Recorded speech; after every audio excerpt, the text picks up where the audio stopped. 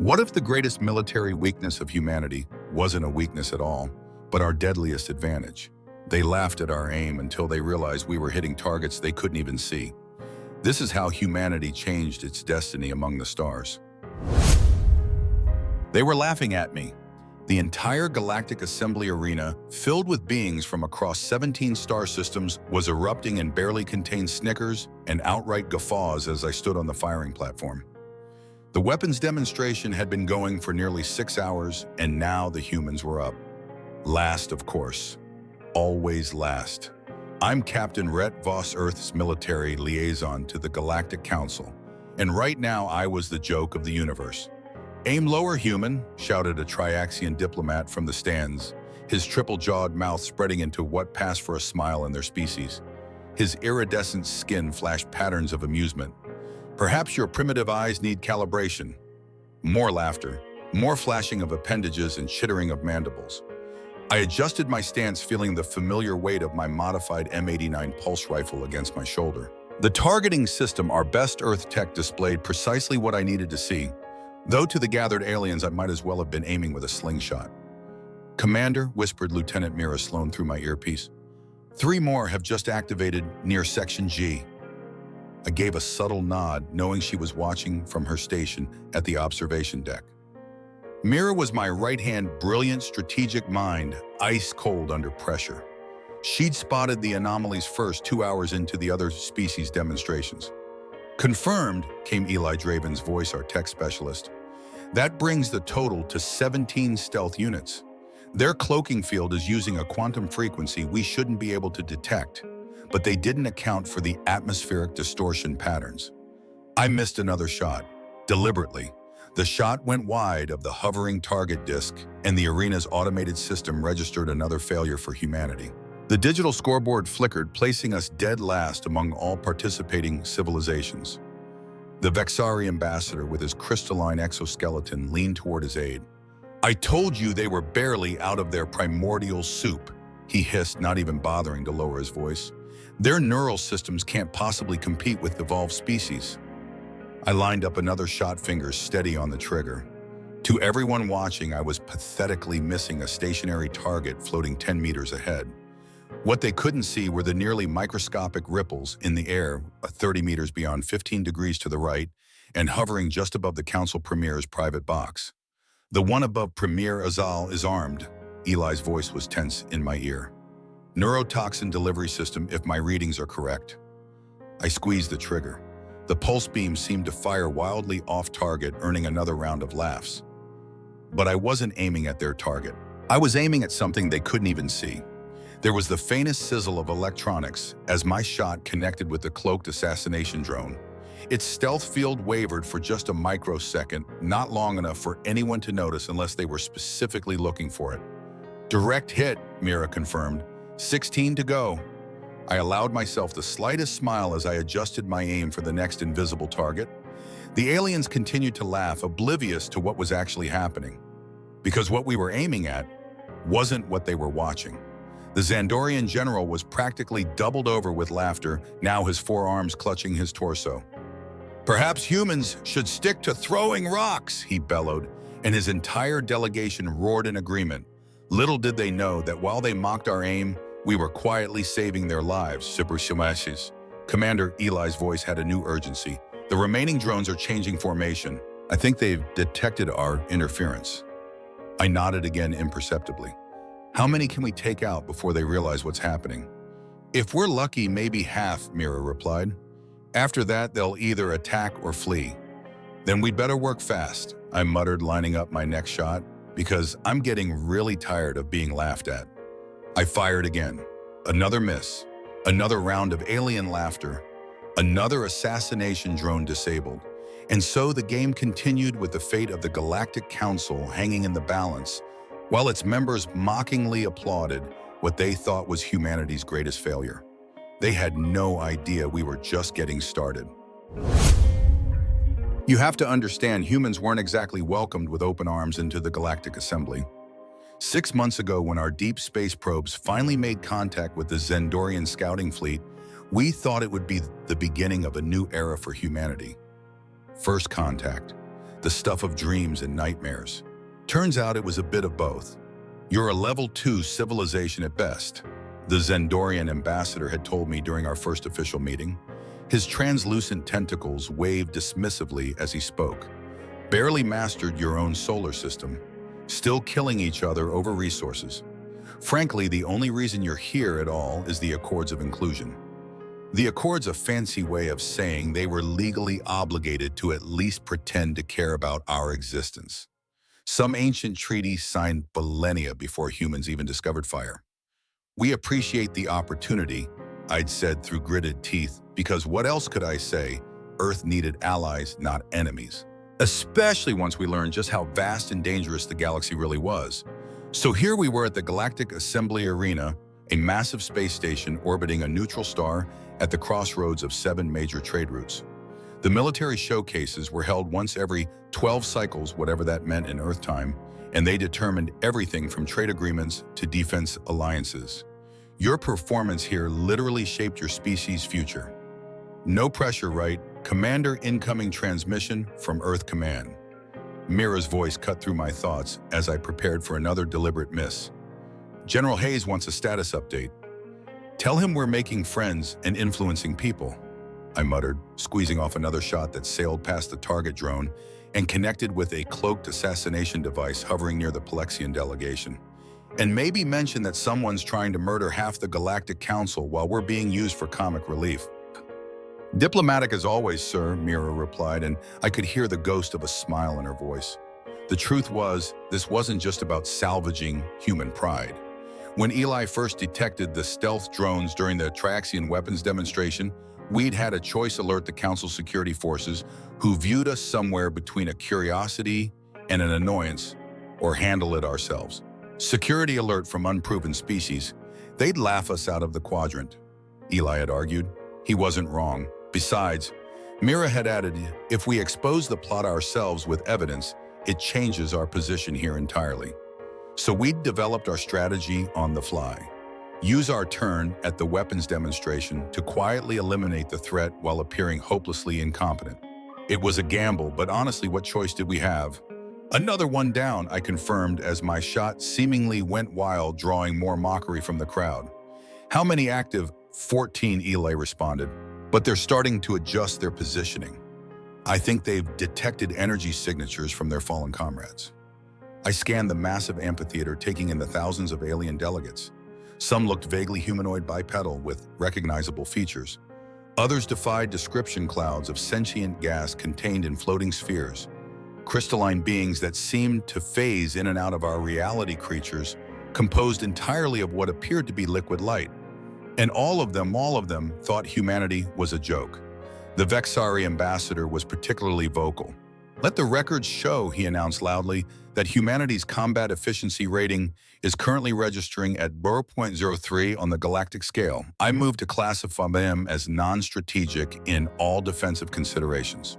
There were murmurs of agreement throughout the chamber. Being classified as non-strategic would devastate Earth's position. We'd be excluded from protection, treaties, technology exchanges, everything that mattered. I felt my jaw tighten but kept my expression neutral as I lined up another shot. Sir, Eli's voice had a new edge to it. I've tracked the drone control signal. It's coming from inside the arena. That got my attention. Inside, can you pinpoint it? Working on it.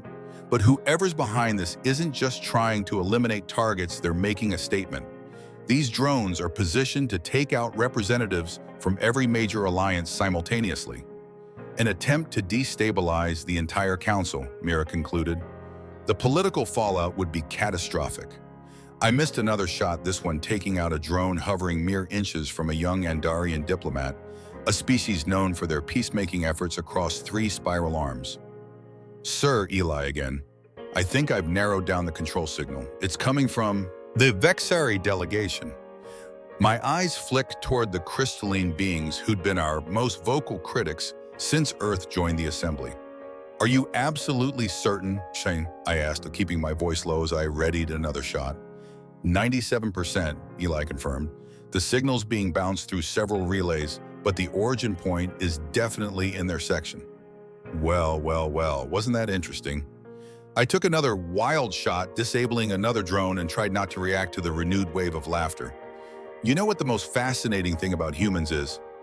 I asked conversationally into my comms, knowing Mira and Eli could hear me. Our charming personalities, Mira suggested dryly. Our devastating good looks, Eli chimed in. Our patience, I corrected, lining up yet another shot. We're very, very patient.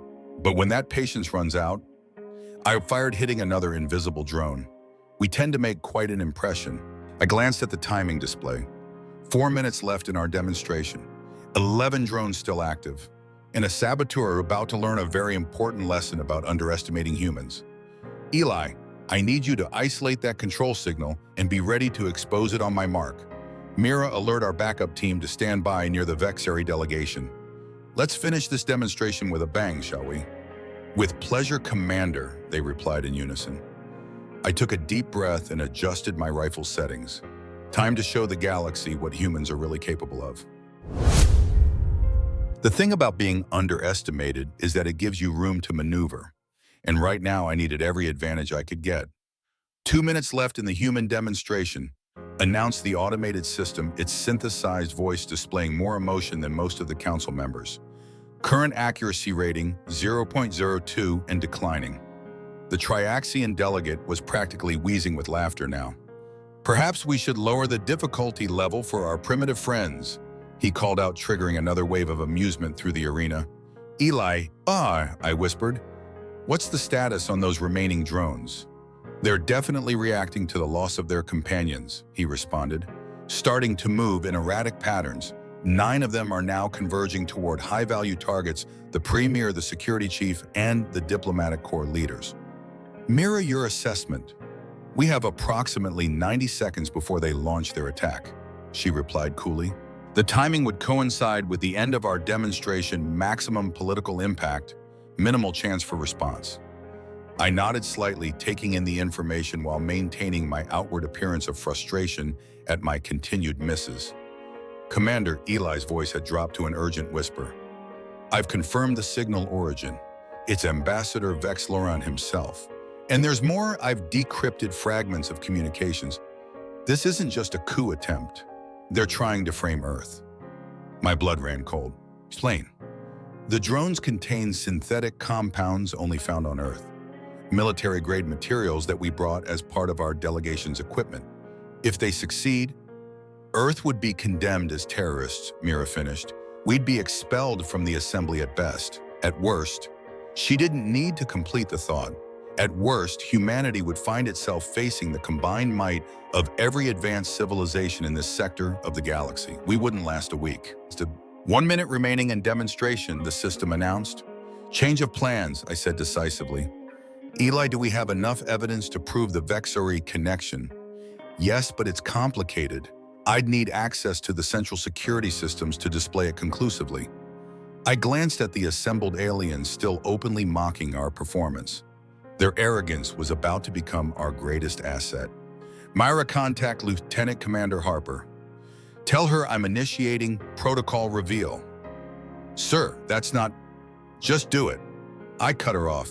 Eli, on my mark, I need you to trigger a localized EMP burst in a 3-meter radius around me. Just enough to disrupt the cloaking fields of any nearby drones without affecting arena systems. That would expose our tech capabilities, Eli warned. Earth Command was explicit about maintaining our technological cover. Earth Command isn't here watching assassins position themselves to murder half the Galactic Council and frame our species for it, I replied. Sometimes you have to sacrifice a secret to win the game. 30 seconds left. The target drone hovered mockingly before me, a simple task that every other species had completed with ease. The scoreboard continued to display our abysmal performance, and the diplomatic implications grew worse by the second. Mira, is Harper in position? Affirmative. Strike team ready. I took a deep breath. This next move would change everything for better or worse. You know, I called out loudly, my voice carrying through the arena. There's an old saying on Earth. It's not what you're looking at that matters. It's what you're not seeing. The laughter faltered slightly as confusion spread through the alien delegations. The human is attempting to save face with philosophy, scoffed Ambassador VexLoran, his crystalline form shimmering with contempt. How typically primitive. Is it primitive to see what others can't? I asked, swinging my rifle away from the target drone and pointing it directly at empty air about 3 meters above the central platform. The arena went quiet, thousands of aliens watching in puzzled silence as I apparently aimed at nothing. "What is the meaning of this?" demanded the premier, rising from his seat. "A demonstration," I replied calmly. "Eli now." The pulse was invisible to the naked eye, but its effect was immediate. There, hanging in midair where I was pointing, a stealth drone shimmered into visibility as its cloaking field failed. Its weapon systems were primed and aimed directly at the premier's head. Gasps echoed throughout the arena. The premier's security detail instantly formed a protective barrier around him.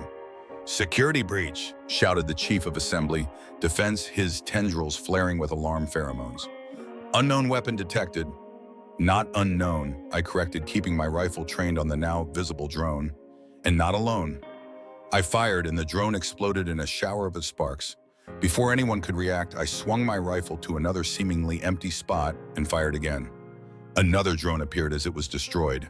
The arena erupted into chaos. "Commander, the remaining drones are accelerating their attack timeline," Mira warned urgently. "They know they've been compromised." "Eli, full spectrum reveal now." Eli triggered the command, and suddenly 8 more assassination drones flickered into visibility throughout the arena, each positioned above key diplomatic figures.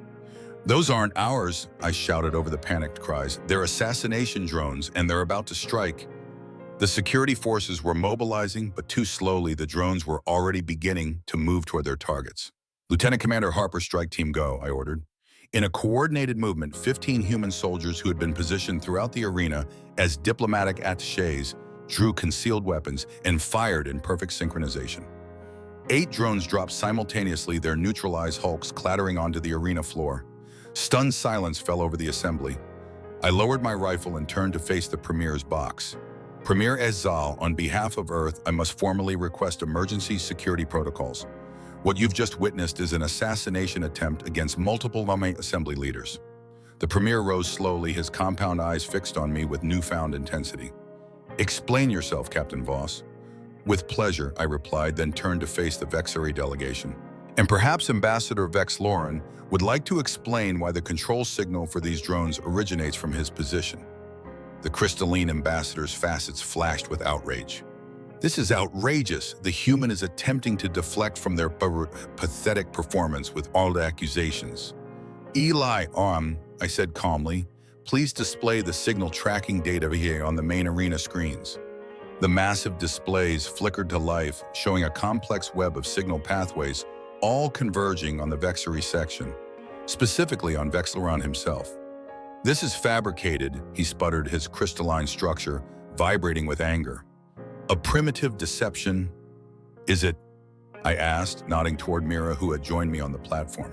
She activated a holographic projector displaying a 3-dimensional recreation of the entire demonstration. "For the past hour," she explained, her voice clear and professional, "we have been systematically eliminating assassination drones while pretending to miss the target. Our apparent failure was in fact a carefully orchestrated defense operation." The assembly watched in stunned silence as the hologram showed each of my missed shots actually striking invisible drones positioned throughout the arena. "The drones," I continued, "contain synthetic compounds exclusive to Earth planted there to frame us for the attack. Had they succeeded, the Earth would have been condemned as terrorists, while the real orchestrators watched from safety." Premier Azayal's expression was unreadable as his security detail analyzed the fallen drones. "The human speaks truth," confirmed the chief security officer after a tense moment. "These drones contain Earth-manufactured components, but the control systems are Vexari technology." All eyes turned to the Vexari delegation. "I demand diplomatic immunity," Vexlaron shouted, backing away as assembly security forces approached his position. "This is a violation of what, Ambassador Someone?" I interrupted. "The very accords of inclusion you've been using to belittle my species since our arrival. The ones that guarantee all member species protection from sabotage and assassination." The arena had gone completely silent now. thousands of alien dignitaries watching as the security forces surrounded the Vexari ambassador. You see, I continued addressing the entire assembly. There's something important you should know about humans. Something Ambassador Vexloran clearly underestimated. I stepped forward, looking directly into the crystalline being's faceted eyes. We're really good at pattern recognition, seeing things others miss, connecting dots that seem unrelated.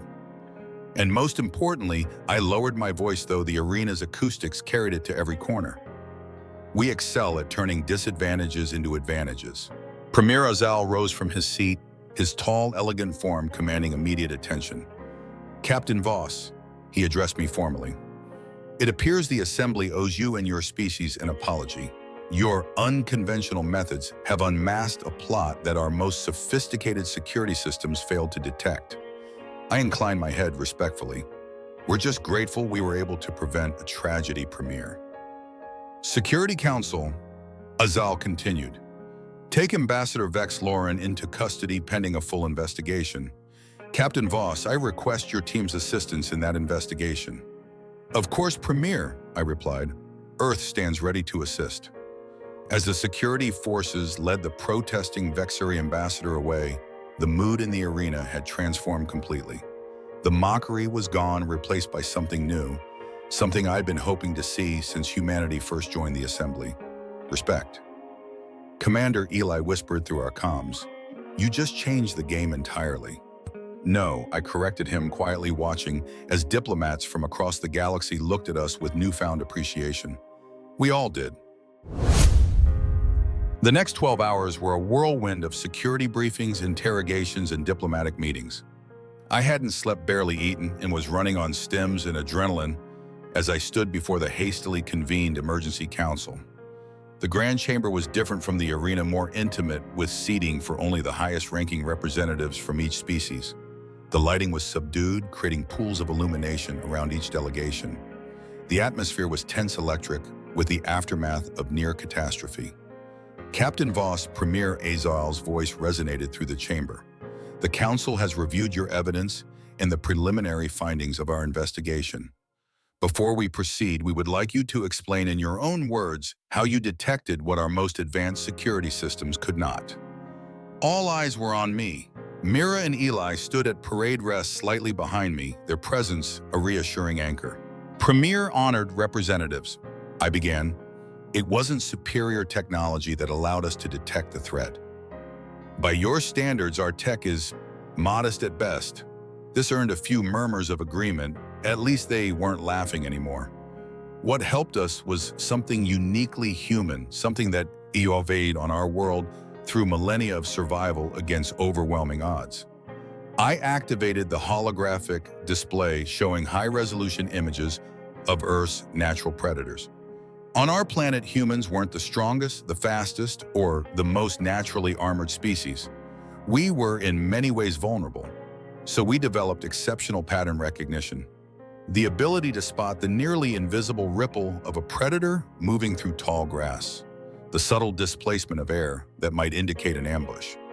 I switched the display to show the barely perceptible distortion patterns created by the stealth drones.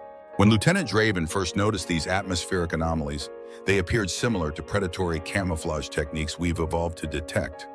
We designed our sensors to amplify what our natural instincts were already telling us something wasn't right. The Triaxian ambassador leaned forward in his triple jaws, working thoughtfully. You're suggesting that your evolutionary adaptations gave you an advantage over our technology. In this specific instance, yes, I confirmed. Your security systems were looking for known weapons, signatures, energy fluctuations, recognized threat patterns. They were seeking what they expected to find. While you were looking for what didn't belong, finished the Premier, understanding dawning in his compound eyes. Exactly. I nodded. It's not about having the most advanced scanning equipment. It's about knowing what questions to ask of the data you have. The Andarian delegate, one of those whose life we'd saved, spoke up. But why the deception? Why continue the charade of incompetence rather than alert us immediately? I glanced at Mira, who gave me a subtle nod. Lieutenant Sloan can best answer that question, I said, stepping aside. Mira moved forward, her posture perfect, her gaze steady as she addressed the council. Honored representatives, we faced a strategic dilemma. She began, her voice clear, pioneer, and measured. Upon discovering the assassination plot, we had limited options. Direct alert would have triggered immediate security protocols visible, countermeasures that would have warned the perpetrators. She activated her own display showing a simulation of standard assembly security response. This would have resulted in the drones either attacking prematurely or withdrawing before we could trace their control signal. Either outcome would have left the true orchestrators unidentified. Additionally, she continued with diplomatic precision, our credibility as newcomers was limited. The likelihood of our warning being dismissed as a ploy for attention was statistically significant. Several council members shifted uncomfortably, tacitly acknowledging the truth of her assessment. Therefore, we determined that the optimal approach was to neutralize the threat covertly while gathering conclusive evidence linking the drones to their source. The weapons demonstration provided perfect cover for this operation. A calculated risk, observed the Xandorian general, who had been among our most vocal mockers. Impressive strategic thinking, Lieutenant. Mira inclined her head in acknowledgement, but didn't smile. We are trained to assess and adapt to evolving threats, General. This was simply application of basic human tactical doctrine. I suppressed a smile at her deliberate understatement. There had been nothing basic about our improvised plan. The Premier's aide approached, whispering something in his ear. Azal nodded and then addressed the chamber. We have confirmation from the interrogation team. Ambassador Vexlarian has confessed to orchestrating the plot. A collective shock rippled through the assembly. His motivation, asked the Andarian representative. Complex, replied the Premier. Partly political, the Vexari Imperium has been pushing for stricter membership requirements that would exclude emerging species like Earth. But there's more.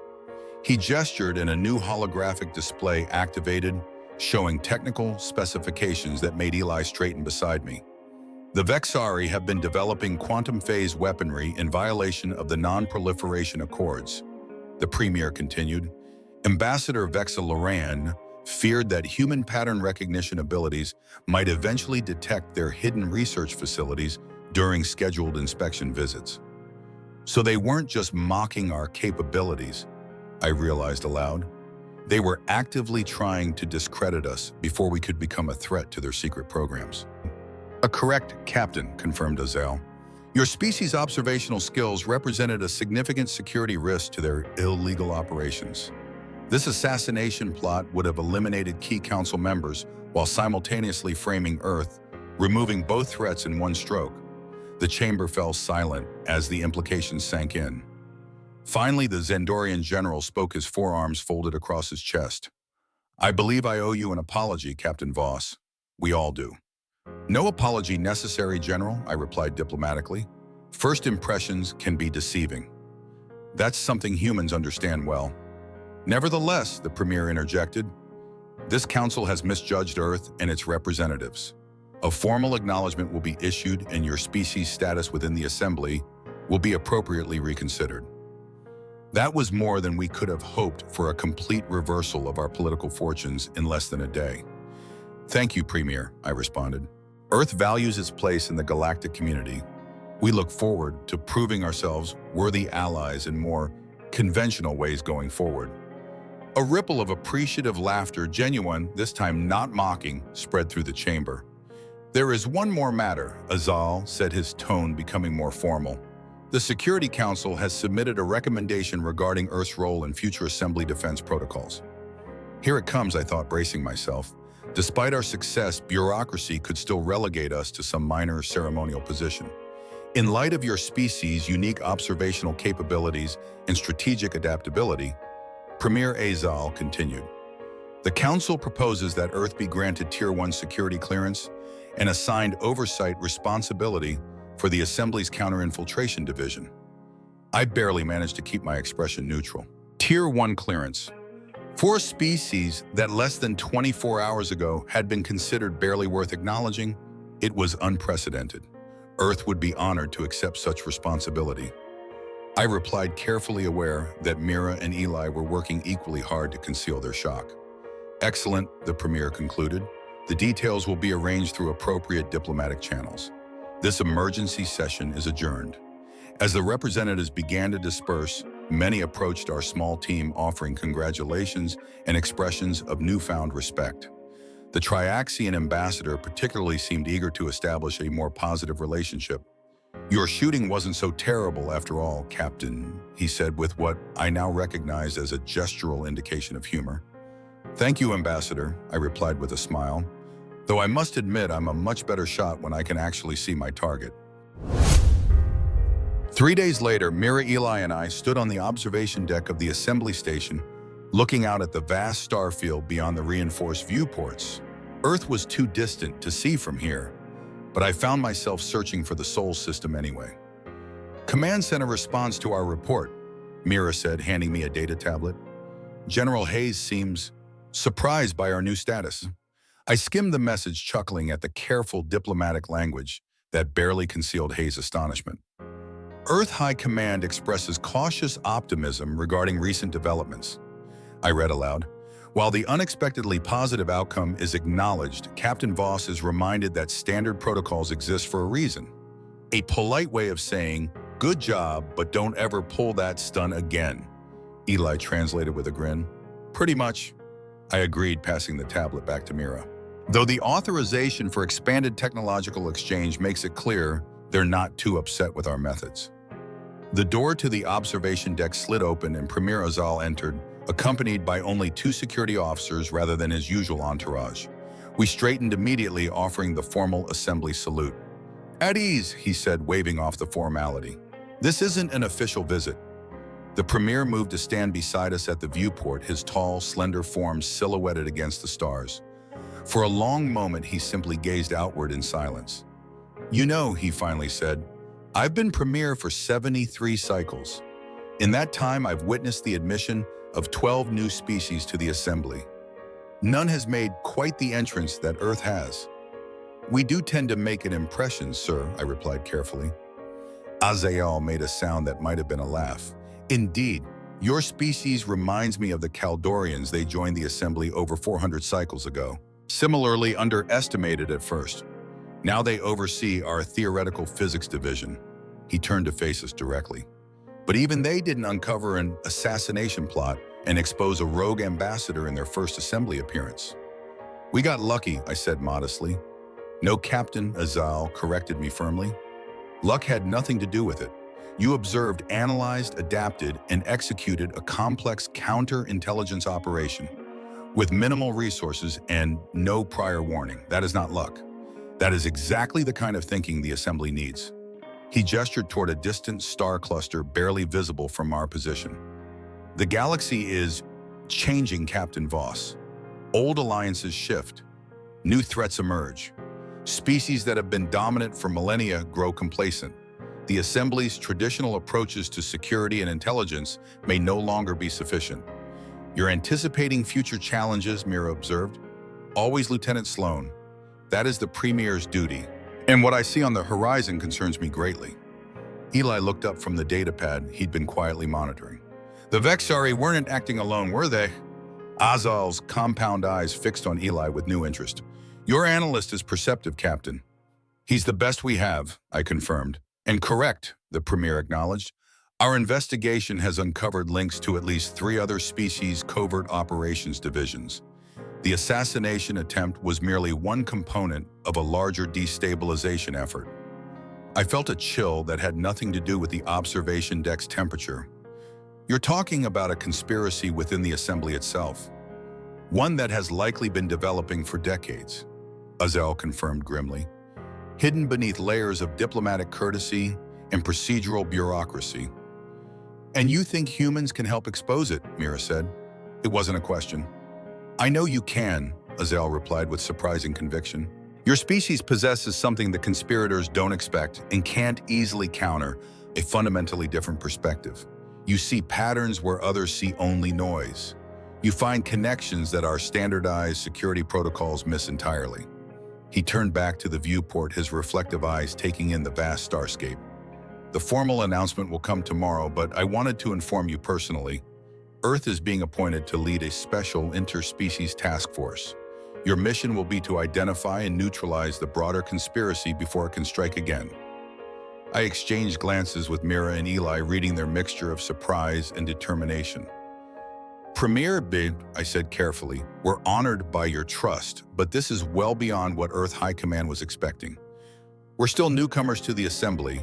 Many species will resist our leadership in such a sensitive position. Of course they will, Azal agreed readily. The resistance will be substantial. The diplomatic challenge is enormous. Many will question my judgment. That Captain Voss is precisely why it must be you. I don't understand, I admitted. The conspiracy thrives in predictability, the Premier explained. It anticipates standard responses and plans accordingly. Your appointment is the opposite of standard. It will force reactions, create pressure, reveal patterns. We'll be the bait, Eli realized. And the hook, Azal confirmed. Your visible elevation will draw attention, provoke responses from those who feel threatened. Meanwhile, your unique observational skills will allow you to detect the subtle reactions that reveal complicity. It was an audacious strategy, using Earth as both lure and hunter simultaneously. There's significant risk to my people in this approach, I pointed out. If we accept, I'll need guarantees of protection for Earth itself. We can't leave our homeworld vulnerable while we're hunting conspirators. Already arranged, Azal replied without hesitation. A defense pact has been prepared, committing the Assembly's core worlds to Earth's protection. The document awaits only your government's signature. I looked at Mira and Eli, seeing in their keys the same mix of caution and excitement I felt. This wasn't just an opportunity, it was a pivotal moment for humanity's place in the galaxy. We'll need to consult with Earth Command, I said finally. Of course, Azal agreed, but I would appreciate your personal recommendation, Captain. Will you accept this mission? I turned to look out at the stars once more, thinking of Earth, so distant, so vulnerable, yet suddenly thrust into a position of unprecedented importance. Premier Azal, I said, making my decision. Humanity has spent its entire history looking up at the stars, wondering if we were alone and what our place might be in the universe. Now we know. Our place is right here, standing shoulder to shoulder with the other sentient species, defending the principles of cooperation and peaceful coexistence that the Assembly represents. I extended my hand in the human gesture of agreement. Earth accepts your mission, Premier. We will find these conspirators and we will stop them. Not just for our own safety, but for the security of all peaceful species in the Assembly. After a moment's hesitation, Azal extended his own appendage, carefully mimicking the human handshake. I had hoped you would say that, Captain Voss. The formal briefing will begin at 0800 hours tomorrow. I suggest you prepare your team and your government for what lies ahead. After the Premier departed, the three of us remained on the observation deck, contemplating the magnitude of what we just accepted. So, Eli broke the silence. We went from being the laughingstock of the galaxy to heading an elite interspecies counter-conspiracy task force in less than a week. That might be a record even for us. It's what humans do best, Mira observed. Adapt and overcome. I smiled, looking out at the infinite expanse of stars, each one potentially harboring worlds, civilizations, and challenges we hadn't yet imagined. You know what this means, don't you? I asked my teammates. That we're going to need a bigger ship, suggested Eli with a grin. That we just volunteered for the most dangerous assignment in the Assembly, Mira noted pragmatically. Both true, I acknowledged. But more importantly, it means humanity just found its place in the galaxy, not as conquerors or victims, but as guardians, protectors, using our unique abilities to safeguard all species, not just our own. I turned away from the viewport to face my team directly. 3 days ago, they were laughing at our aim, I said. Now they're asking us to watch their backs. Eli's smile widened, all because we could see what they couldn't. Indeed, I agreed, feeling a surge of pride in my species and my team. And that's exactly what we'll keep doing. Looking beyond the obvious, finding patterns in the case, protecting those who once mocked us. I checked the time display. We had 12 hours before the formal briefing. Get some rest, I advised them. Tomorrow we begin redefining humanity's role in the galaxy. As Mira and Eli left the observation deck, I remained for a moment longer, gazing at the distant stars. Somewhere out there, conspirators were plotting, unaware that humans, the species they had dismissed as primitive and unworthy, were now their greatest threat. They had laughed at our aim, not realizing we were hitting targets they couldn't even see. And soon they would learn just how dangerous that makes us. 1 year to the day after what the Assembly now officially calls the Vexery incident, I stood on the command deck of the EAS Vigilance, Earth's first true interstellar warship. Through the massive viewport, I watched as the diplomatic shuttle carrying Earth's president and key Assembly representatives docked with our forward bay. Nervous Commander Bamira asked, now wearing the insignia of a full commander herself and serving as my executive officer. "Just eager to get back to work," I replied, straightening my dress uniform. The new rank insignia of Fleet Commander still felt strange on my collar. Ceremonial duties were never my strong suit. "Could be worse," Eli chimed in from his station. He'd been promoted to Chief Intelligence Officer for the entire task force. "At least this time, no one's trying to assassinate the dignitaries." "Probably." I shot him a warning look, but couldn't suppress a smile. Some things never change, including Eli's gallows humor. The past year had transformed humanity's standing in the galactic community more dramatically than anyone could have predicted. The counter-conspiracy task force we'd established, officially designated Pattern Recognition Division, but nicknamed the Watchers by most species, had uncovered and neutralized 17 separate plots against the Assembly. Our methods were unconventional by galactic standards. While other security divisions relied on advanced technology and established protocols, we built our strategies around human instinct and creative thinking. We looked for the subtle inconsistencies, the patterns within patterns, the things that didn't quite make sense. And we kept finding conspirators who never saw us coming. Ship status, I asked more from habit than necessity. "All systems nominal," reported Lieutenant Kim from the operations console. "Defense grid at full capacity, stealth systems engaged and functioning at optimal levels." The Vigilance represented a quantum leap in Earth's technological capabilities, the direct result of knowledge-sharing agreements negotiated after our elevation to Tier 1 security status. She wasn't the largest or most powerful vessel in the Assembly fleet, but she had something unique: systems designed specifically to enhance human pattern recognition rather than replace it. "Commander," called out a communications officer Garcia, "we're receiving the approach protocol from the diplomatic party. President Chen requests permission to come aboard with her Assembly delegation." "Permission granted," I replied formally. "Honor guard to Docking Bay 1, senior officers with me." As we made our way through the ship's corridors, I caught glimpses of the mixed crew humans, working alongside representatives from 7 other Assembly species, each bringing unique perspectives and abilities to our mission. The integration hadn't been without challenges, but the results spoke for themselves. "Still find it hard to believe sometimes?" Mira asked quietly as we walked. "Which part?" I asked. "The fact that we're commanding an interstellar warship, or that we're now responsible for the security of 17 star systems?" "All of it," she had admitted. "A year ago, we were being laughed at in that arena. Now we're just getting started," I finished for her. The docking bay was immaculate, honor guard positioned perfectly as the airlock cycled open.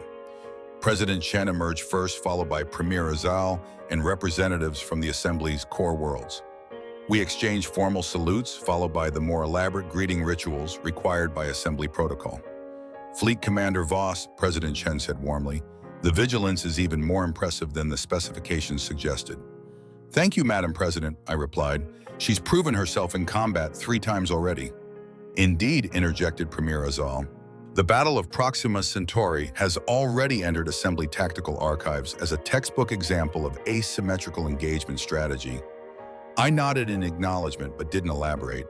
The battle had been costly despite our eventual victory against the rogue Vexari fleet. We'd lost good people, both human and alien, in that engagement. "Perhaps we should proceed to the observation deck," suggested Mira smoothly. "The ceremony is scheduled to begin in 20 minutes, and the view of the nebula from there is quite spectacular." As we escorted the dignitaries through the ship, Bud noticed Premier Azal falling into step beside me, slightly separated from the others. "Your task force continues to exceed expectations, Commander," he said quietly. "The recent exposure of the infiltration plot within the diplomatic corps was particularly impressive." "We got lucky," I replied, using the same modest response I'd given a year ago. This time Azal actually laughed, a sound few outside the Premier's inner circle had ever heard. "Still maintaining that fiction, Commander." "After all you've accomplished," I smiled slightly. "Old habits, Premier. On Earth, we have a saying, better to be underestimated than overestimated. A philosophy that has served you well, he acknowledged, though I suspect few in the assembly still underestimate humans these days. We reached the observation deck where additional dignitaries and crew members had already gathered for the ceremony.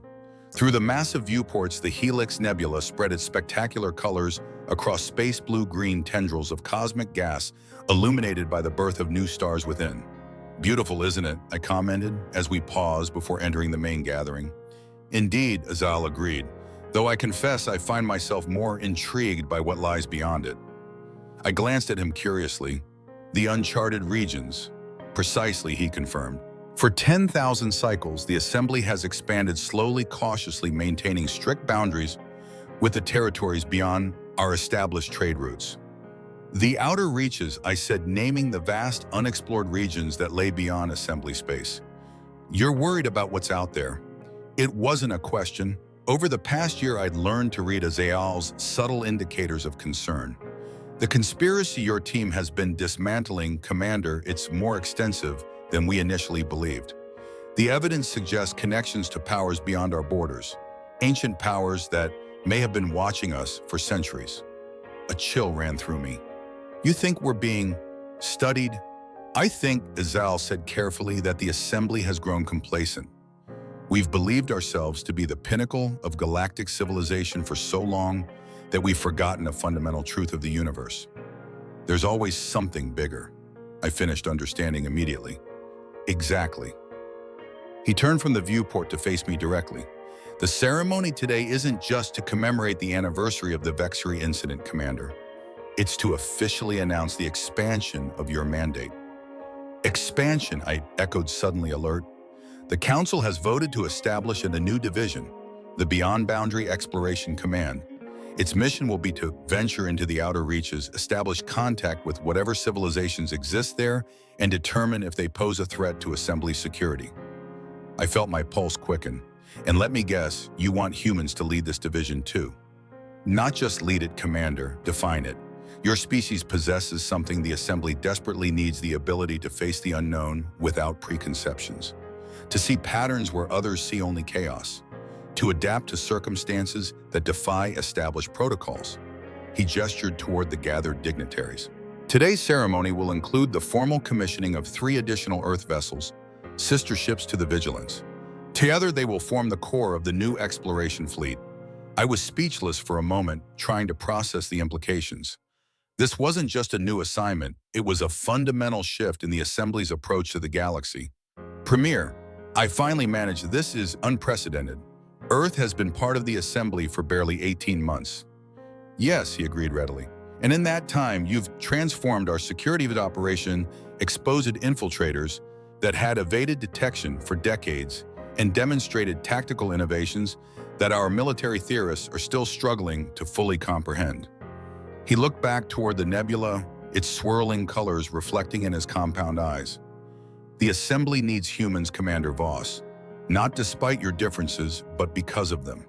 You see the universe differently than we do. And right now, with unknown threats potentially gathering beyond our borders, a different perspective may be our greatest asset. Before I could respond, President Chen approached, indicating that it was time to begin the ceremony. As we moved to join the gathering, Azal added one final thought. 1 year ago, Commander, the Assembly laughed at humans because you appeared to miss obvious targets. In reality, you were hitting threats no one else could see. Now we're asking you to do the same on a galactic scale. The ceremony itself was everything I had expected: formal speeches, symbolic exchanges, the traditional declarations of mutual cooperation. But beneath the diplomatic pleasantries lay something more profound, a fundamental shift in humanity's place among the stars.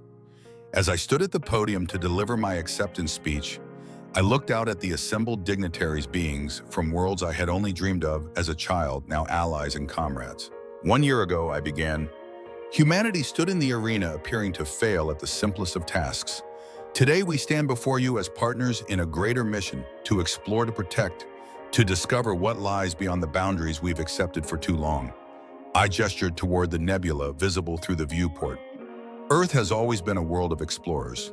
From our earliest days, we've been driven to see what lies beyond the next horizon, to understand what exists past the boundaries of our knowledge. It's in our DNA, this restless curiosity, this need to push further to see what others cannot or will not see. The chamber was completely silent, every eye and sensory organ focused on me. The Beyond Boundary Exploration Command represents more than just a new military division or diplomatic initiative. It represents a philosophical shift from comfortable certainty to bold exploration, from accepted limitations to new possibilities, from what we know to what we have yet to discover. I paused, looking directly at the assembled representatives. A year ago, you laughed at our aim because we weren't shooting at what you could see. Today, we invite you to join us as we look beyond the visible, beyond the known, beyond the boundaries we've all accepted for too long. I raised my glass in the traditional assembly toast. To new horizons, new alliances, and new understandings. May we find friends rather than enemies in the darkness between the stars. But should we find threats instead? I smiled slightly, remembering that day in the arena. Rest assured, humanity will hit what others cannot see. Later, as the reception continued around us, Mira and Eli joined me at a viewport overlooking the nebula. So, Eli said casually, exploring beyond known space, potentially making first contact with ancient, potentially hostile civilizations, and essentially redefining the Assembly's approach to the galaxy. He grinned. Just another day at the office, right? Something like that, I agreed, unable to suppress a smile of my own. The odds are against us, Mira noted pragmatically. Unknown territory, potential adversaries with technology far beyond our understanding, limited resources. True, I acknowledged, but poor odds have never stopped humans before. In fact, I'd say they're when we're at our best. We stood in companionable silence for a moment, gazing out at the vast swirling colors of the nebula and the uncharted darkness that lay beyond. You know, Eli said thoughtfully, a year ago they were laughing at us for missing easy targets. And now they're sending us to find threats no one else can even see. Mira finished. I nodded, feeling a mixture of pride, determination, and that uniquely human emotion, wonder at what lay beyond the next horizon. That's humanity for you, I said quietly, always hitting what others can't see. The nebula swirled before us, a cosmic gateway to the unknown. Beyond it, mysteries waited, threats perhaps, but also wonders beyond imagination. And humanity, once mocked for our apparent failures, was now leading the way into that great unknown. Not because we were stronger or more advanced, but because we could see what others missed. Because we could adapt when others faltered. Because we never ever gave up. They had laughed at our aim. Now they followed where we led, and the galaxy would never be the same again. If this journey into the stars sparked your imagination, hit that subscribe button to join our mission into the unknown. The Beyond Boundary Exploration Command will be back with new adventures every week. Drop a comment below telling me what ancient alien civilizations might be waiting beyond the nebula. Your ideas might inspire our next cosmic adventure. Until then, keep your eyes on what others can't see, and remember, humanity's greatest strength has always been finding patterns in the chaos.